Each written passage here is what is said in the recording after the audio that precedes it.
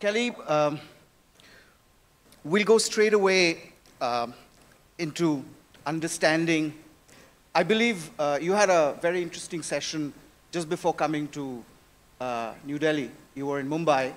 I thought you would be at the Global FinTech Summit, but instead you were meeting very interesting women entrepreneurs. Why? I mean, that was a little interesting nugget that I picked up.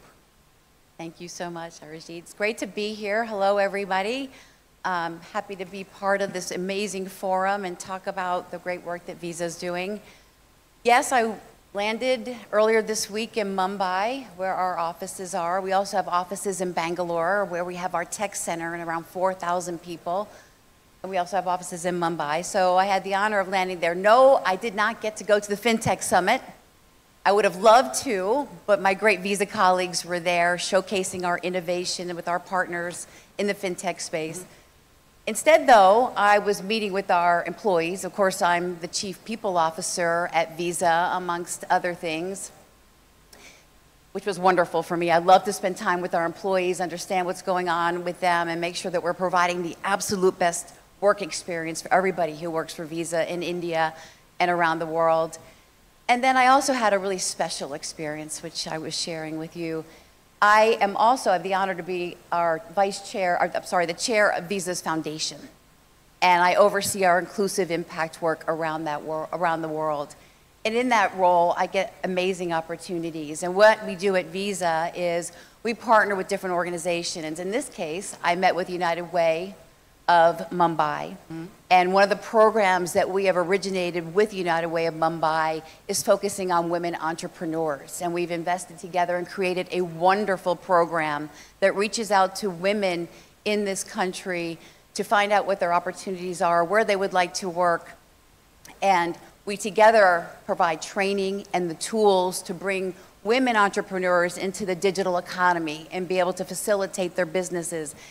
And we find, and what I learned in that meeting was the women that we have helped, and it's more than 10,000 women so far, and we just begun this program.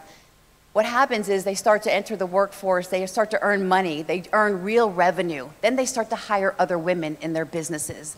They make sure their children are getting better educated and build the communities together. It was a wonderful meeting where I heard about the real impact that our work together in India is having on the community and on these women.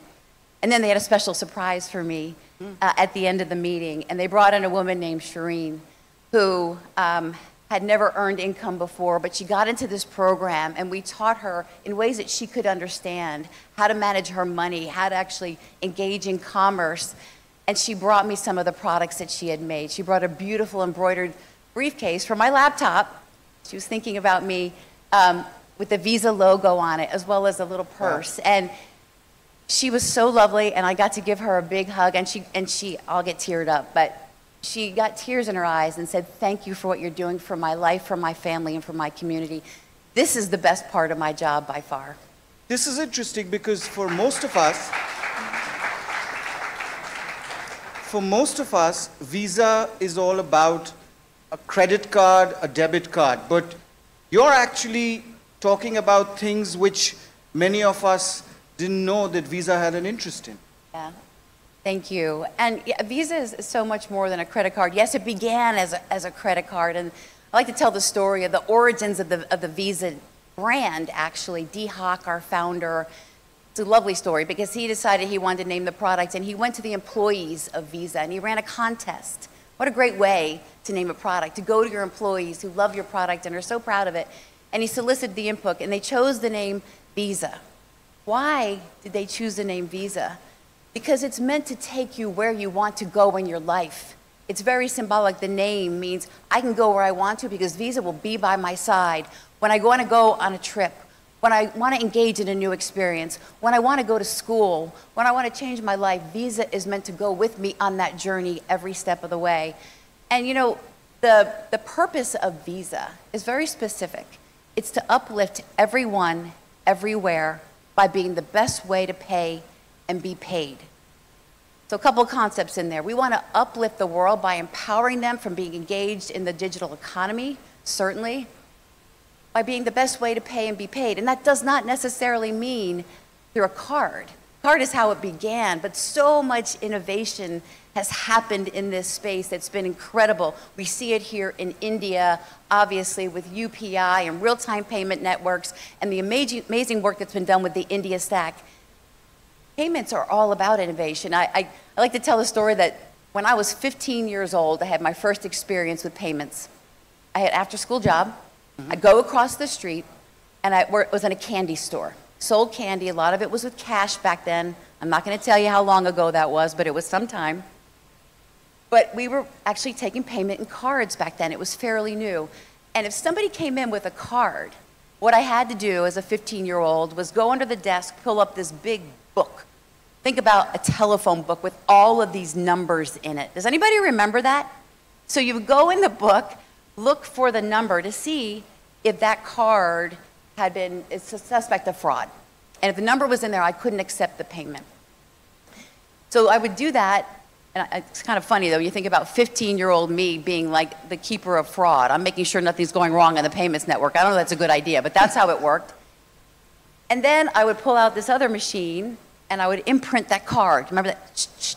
You'd swipe it, scrape your knuckles along the way, then you take a piece of paper, and you would put it into the cash register almost like cash.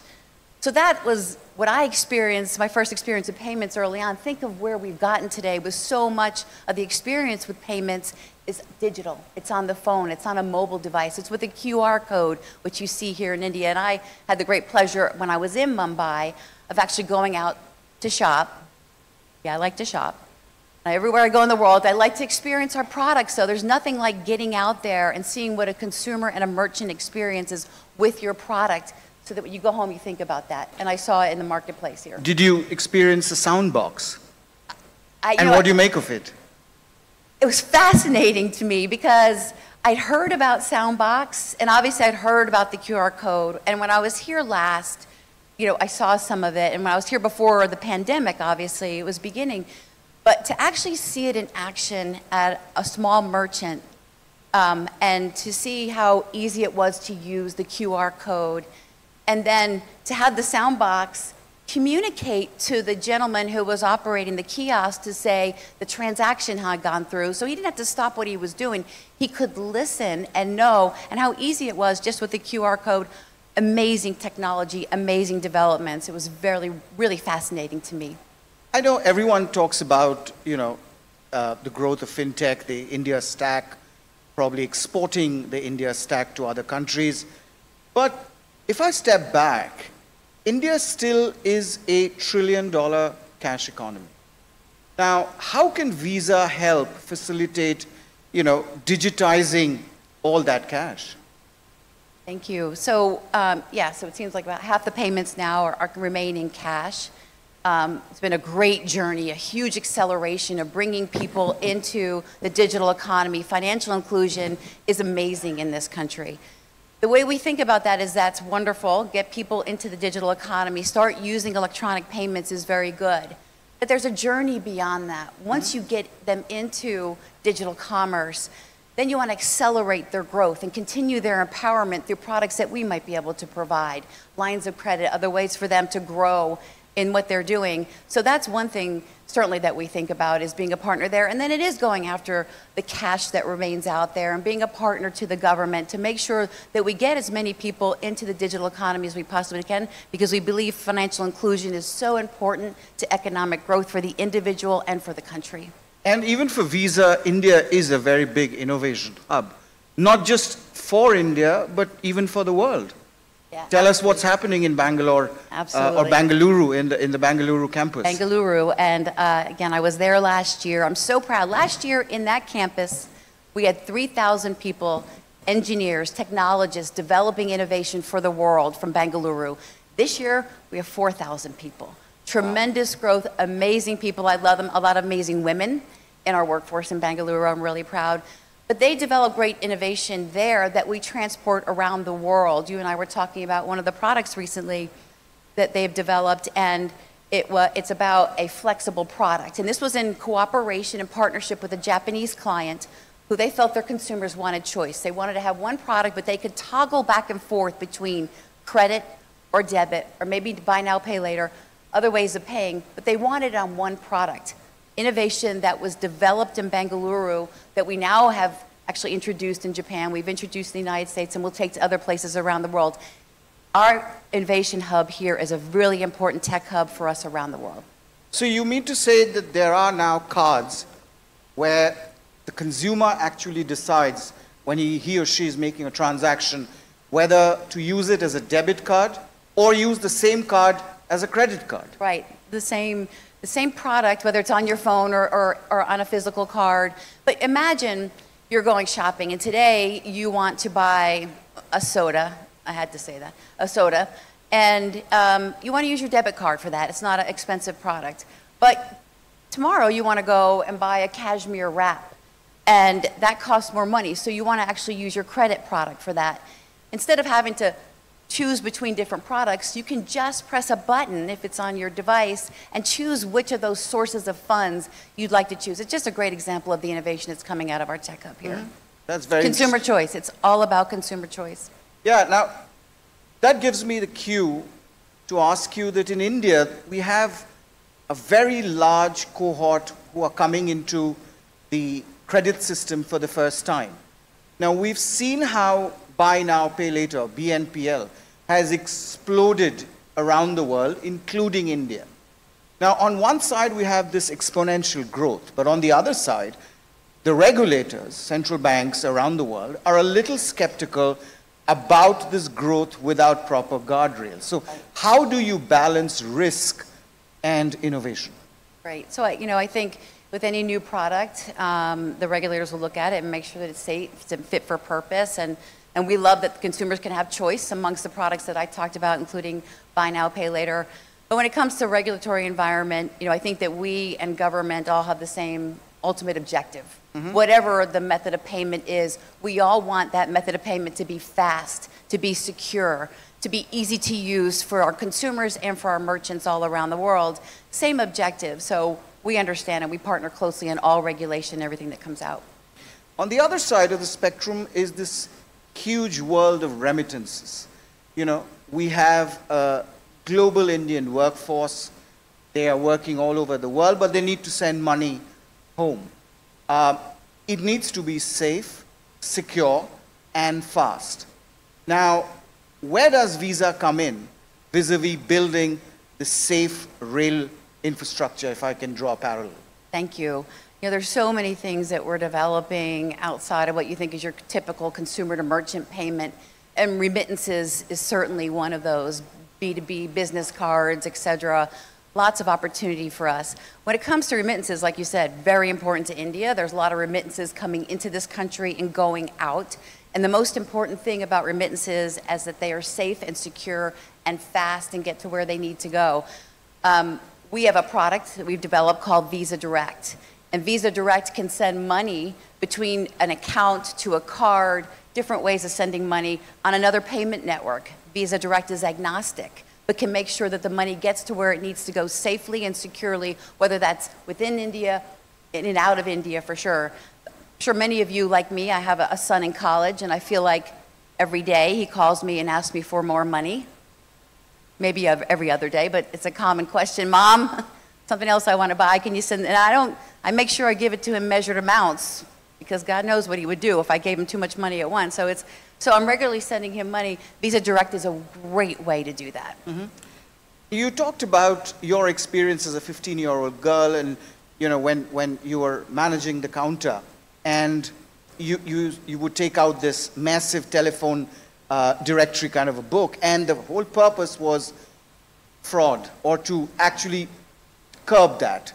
Now, it's data security or security of financial services or transactions becoming far more important, and it gets a whole new dimension in the digital world. The crimes are getting sophisticated, the actors are getting sophisticated. How do companies like Visa deal with this? Thank you. The Visa brand stands for, first and foremost, trust. And that trust has to be that when you use our product that's with our brand, you know that the money is going to be safe and secure and get to where you want it to go. And the merchant can receive the money safely and securely and know that he's going to get it. It's hugely important to us. And a big part of that is cybersecurity and fraud detection now. We invest billions and billions of dollars to fight the bad guys, as you talked about, and they're getting more and more of them. They're getting more and more sophisticated, and that's what we devote ourselves to make sure that we actually develop a way of detection that prevents that from happening to people around the world. I was just telling the story about the newest round of fraud attacks that we're seeing in the United States right now is back to school time. And so moms are getting messages and calls and they're being asked to actually fund school supplies. It's the teacher calling and saying, Bobby needs this much in supplies. You need to send the money here right now. And you know, moms, we feel very guilty about all these things and we quickly react and say, oh, the teacher needs the money. I'm going to get the money there. It's fraud. And so at Visa, we invest in tools to detect that fraud, to prevent that fraud. In fact, in the last year, we detected $40 billion worth of fraud amongst our bank clients and prevented that from happening in the ecosystem through the technology and tools that we have. $40 billion? $40 billion worth of fraud avoided. Wow. And you know, what you're saying is very interesting because that's exactly what's happening in India as well. I mean, those calls that mothers or moms are getting, you know, it's the same thing that's happening. So, I mean, every day, and senior citizens, you know, they are also very, very vulnerable. Yeah, and I think, you know, and Visa is a global network, so through our data, we see these things happening and we can act on them and prevent them from happening. I think another important part of this too is you have more Indian consumers coming into the digital payments world and digital economy. It's a wonderful thing to be in there, but the other thing is to make sure that you're very included. So we really do focus on education as well as our tools and technology that avoids the fraud, but making sure that we educate consumers on the right way to use the products and avoid that fraud from happening. Do you think tokenism will help in this endeavor? Absolutely. Tokenization is so important, and this is the way of protecting yourself in an e-commerce environment. So ultimately, the way I think about it is the card number is shielded. So it's not there. So a hacker can't get in there and take that number when your number is tokenized. And I love what the RBI did here in India, mandated tokenization for card not present, as we call them, transactions. Visa was right there as a partner and made sure that we had the vast majority of cards that were card not present tokenized as quickly as possible, and I'm really proud of that. It's a great example of public-private partnership and regulation that, again, is about achieving the same objective, safe and secure transactions, number one. Yeah, and it's not just senior citizens or mothers or who are vulnerable. The other segment are this huge ecosystem of small and medium enterprises. You know, their needs are unique. And they're not as sophisticated as large corporations in terms of building these guardrails. Visa, I believe, has a very extensive program or products catered for this, the small and medium industries. Absolutely. And entrepreneurs. Absolutely. And you know, 70% of the world's businesses are small businesses. And they employ about 50% of the people. They're a huge part of the global economy. So of course, as a payment network, we're going to focus on enabling small businesses to thrive. And so we create products specifically for them that meet them where they are. That's that whole uplift everyone everywhere by being the best way to pay and be paid. Understanding what the needs are and tailoring our products so that it helps them grow their businesses. You know, I'll give you an example. If a small business has a business card with us, you know, they may not want to have travel rewards or access to a lounge or cinema tickets. They may need things like access to insurance for their business or for their employees. That's the type of thing that our small business products can provide, but they're very tailored depending on where we are, what the market need is. That's how we innovate and create. Or maybe cloud solutions or any other. Or cloud solutions, or they want to now sell their products on the internet. How do they get onto the internet? How do they achieve a gateway and cloud services? We can provide those services as well. And, you know, you talked about innovation. We talked about, you know, how you're working with different stakeholders. Overall for Visa, Visa is present, you know, across the world. I want to end this conversation by asking you, in the overall Visa ecosystem, where is India today? Is it just a hub for innovation, for human capital, or it's far more strategic? It's far more strategic for us. You know, we've been in India for 40 years.